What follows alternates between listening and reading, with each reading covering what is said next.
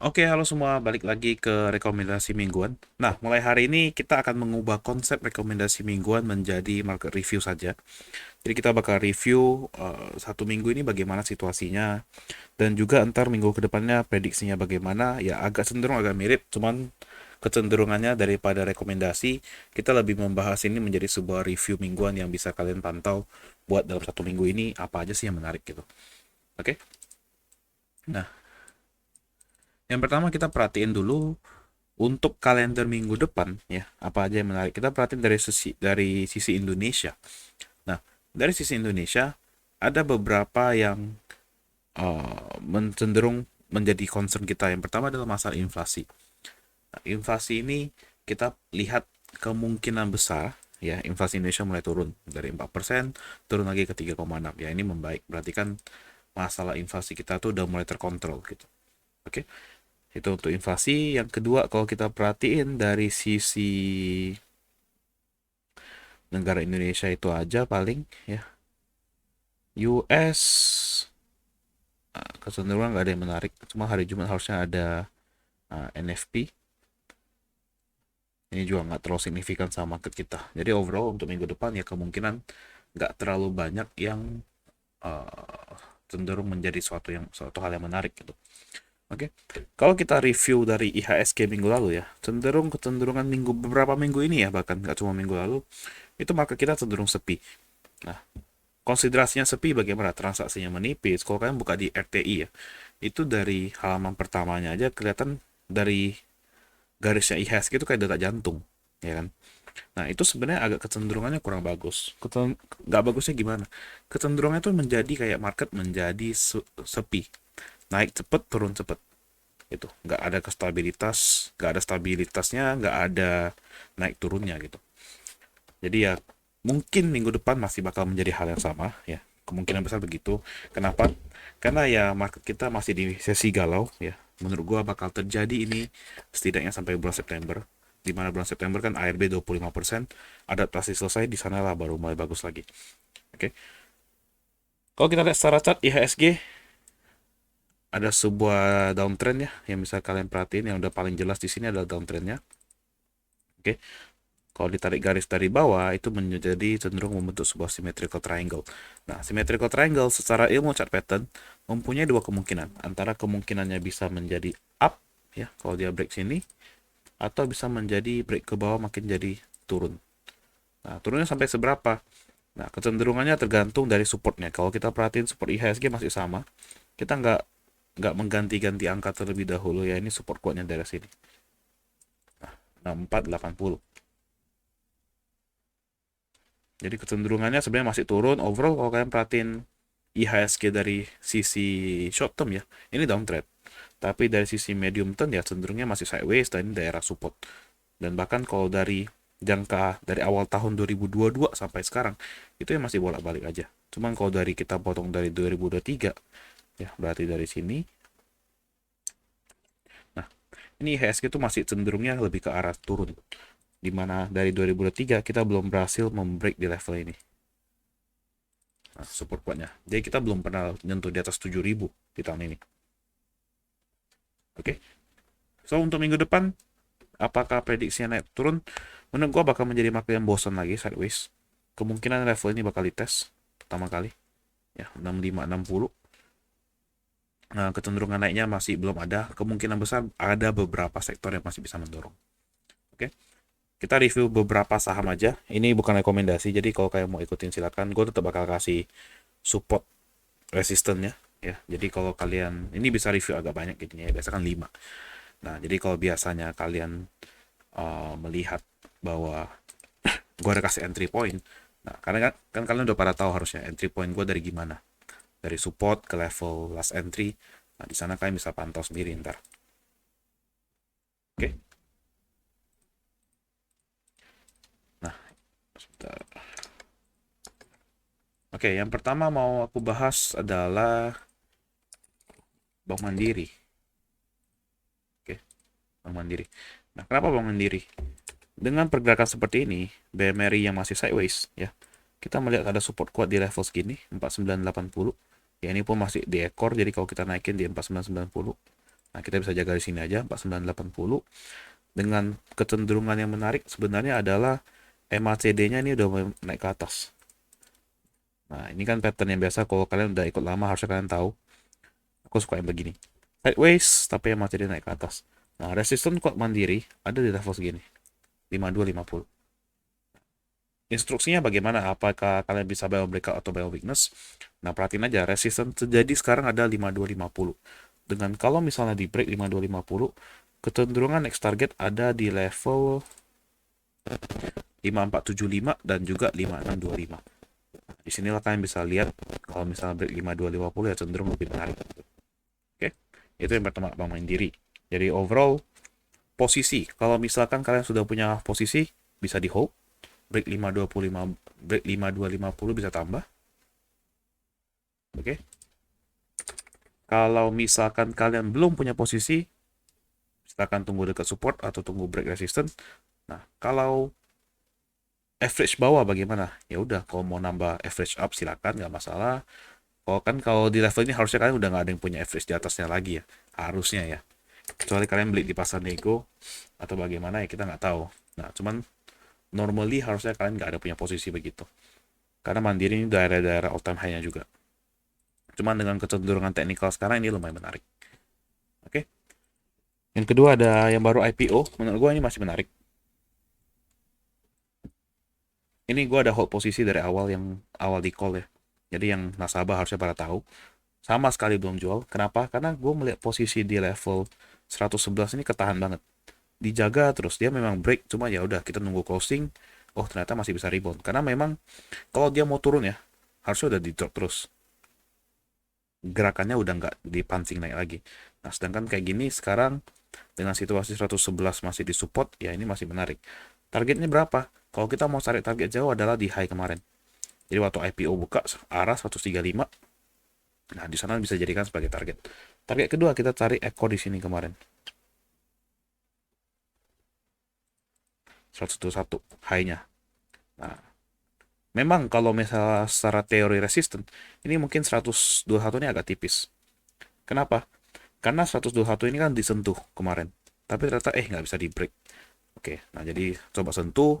Kemungkinan besar besok atau minggu depan bisa dites sekali lagi 121 dengan target utama di 135. Kalau misalnya di break nanti baru kita update di grup. Oke, level jaga tetap support di 111. Nah, yang ketiga ada PTPP. Nah, konstruksi jujur aja kalau secara opini pribadi gue kurang suka ya. Kenapa gue kurang suka? Karena gue melihat konstruksi itu agak-agak rada-rada bahaya sebenarnya. Nah, apalagi secara dari waskita pertama yang kena kasus, yang kedua bisa kena adalah kalau yang aku lihat adalah mungkin dari Wika. Ya, cuman ya ini cuma asumsi dengan kita perhatiin laporan keuangannya. Ya ternyata laporan keuangan Wika nggak sebagus itu, ternyata lumayan jelek sebenarnya. Nah makanya diperhatiin baik-baik konstruksinya. Sedangkan kalau kita perhatiin ADI sama PTPP cenderung lumayan safe dibanding yang lain. Jasa Marga juga bagus bahkan. Oke. Nah PTPP kita perhatiin support ada di level 575 ya. Support level 575 dengan resisten ada di level 620. Nah ini kecenderungan sideways. Kalau 620 di break, nextnya bakal berada di level 650. Oke. Jadi ya silakan ngambil posisi dengan level support 575. Dijaga di sana. 620 di break, target selanjutnya ke 650. Oke, ini kalau 620 di break harusnya MACD-nya mulai crossing ke atas lagi. Oke. Yang ketiga melihat MPMX itu juga lumayan menarik, kita review-review aja. Ya, MPMX, kenapa MPMX menarik ya? Kelihatan ini mulai berubah tren ya. Dari yang kemarin turun, sempat turun ke base. Nah, ini udah mulai higher high, higher low, higher high, higher low. Nah, dengan kecenderungan resisten dekat juga ada di level 1070. Kalau bisa di break ya kemungkinan bisa lanjut. Dengan support terdekat sekarang ada di level 1015. Nah, MACD yang mulai di atas 0, udah mulai ke atas, ya cenderungannya bakal bisa uptrend. Kalau misalnya 1070 ya di break, next support, next resistennya bakal berada di level 1100. Oke. Terus kita juga review breeze. Nah, Banking beberapa mulai menarik. Nah, BRI salah satu yang sebenarnya lumayan cenderung slow, cuman menurut gue ini like di hold ya. Bank Syariah ini juga udah di call beberapa kali kemarin, bahkan dari 1700 sempat turun, dari rebound lagi. Nah, level support BRI ada di 1640 dengan level resistennya ada di 1755. Nah, jadi masih belum terlalu jauh, secara risk and reward masih menarik. Ya, MACD juga hadap ke atas, kecenderungannya masih oke. Dan kalau kita perhatiin dari sisi trend, ya dari sisi trend short termnya, nah ini harus di break. Oke, kita lihat juga INKP. INKP kemarin udah break resistance, jadi udah mulai cenderung kenceng. Dari short term kemarin ada resistance di sini.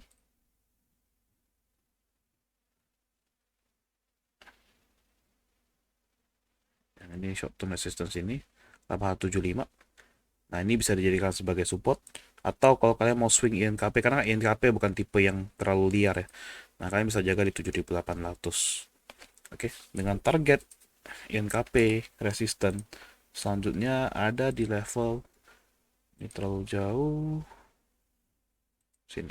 Nah, 8850. Oke, 8850 kalau bisa di break, dia bakal bisa ngetes ke sini 9225 dan 9725. Overall secara tren ini bagus ya. Secara tren bagus, bikin higher high terus. Nah, kecenderungannya mungkin besok bisa koreksi terlebih dahulu.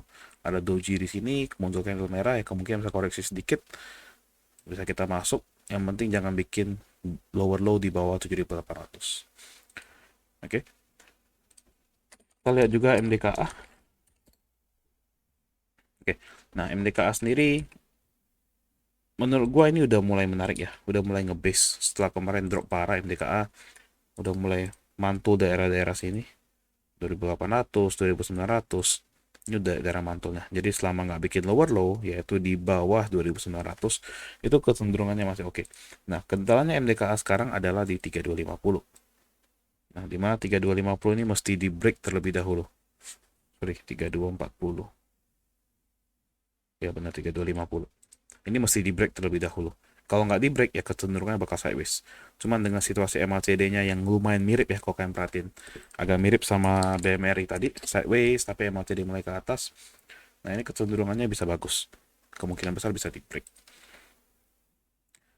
Oke, mungkin kita review dua lagi lah ya. Dua lagi yang menarik. Ada film. Film ini yang super uptrend kalau kita bisa sebut. Break, udah naik kenceng, terus koreksi, naik kenceng lagi, bikin high high terus. Sekarang di 3360. Nah, kalau model begini biasa bagaimana?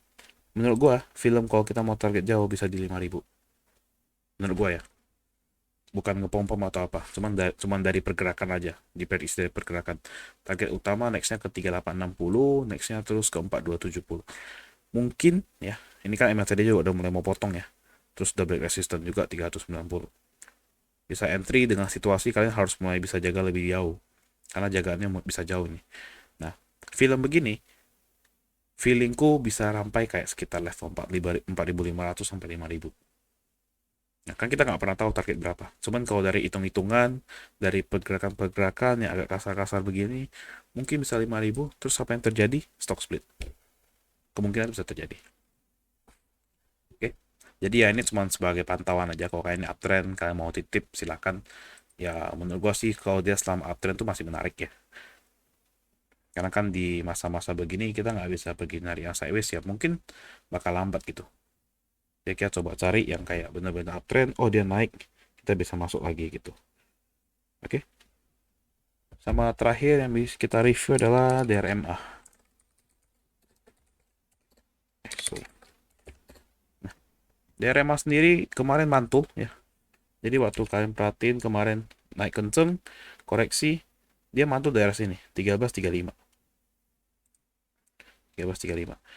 Nah,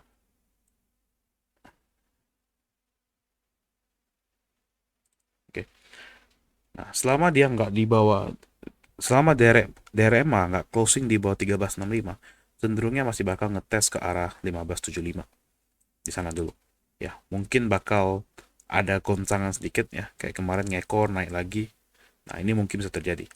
Cuman yang penting adalah kalian sekarang jaga 1365, jangan sampai candlenya close di bawah 1365. Itu aja. Oke. Jadi ya itu aja buat review minggu depan. IPO, kita lihat ada beberapa aman, masih book building, Inet, Maha, Teguk, Widi, CRSN, GRPM, sama Akseleran juga mau IPO. Nah, ini kita bakal bahas besok. Jadi hari Senin kita bakal bikin satu kelas untuk khusus bahas mengenai IPO.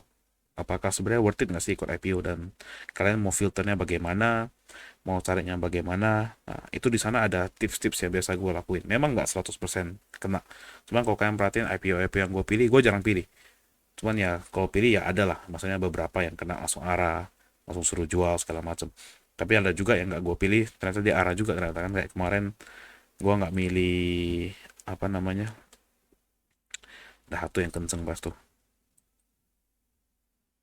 Eh, tire kayaknya bukan ya. Oh, oh bukan tire. Oh, MPXL. MPXL gue pilih. Ada satu lah gue lupa apa yang gue lupa pilih. Gue nggak pilih ya, tapi dia kenceng juga. Tapi ya ini bakal gue share besok tipsnya apa untuk kalian bisa lihat saham-saham IPO tersebut. Oke, itu aja untuk minggu ini. Thanks for watching.